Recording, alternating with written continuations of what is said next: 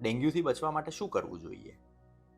આપણે સૌ જાણીએ છીએ કે ડેન્ગ્યુ એ મચ્છરથી ફેલાતો રોગ છે.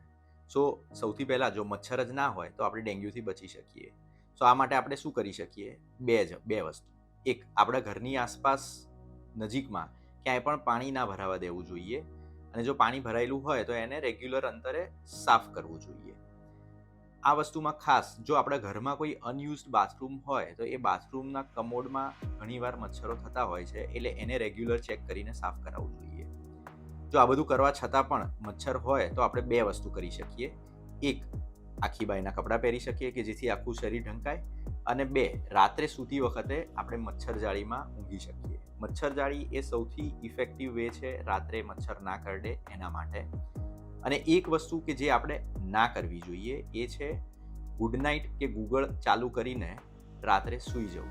કારણ કે બંધ રૂમમાં આ વસ્તુઓ ચાલુ કરવાથી ઇન્ડોર એર પોલ્યુશન વધી જાય છે અને આપણા ફેફસાને નુકસાન થવાની શક્યતાઓ રહે છે.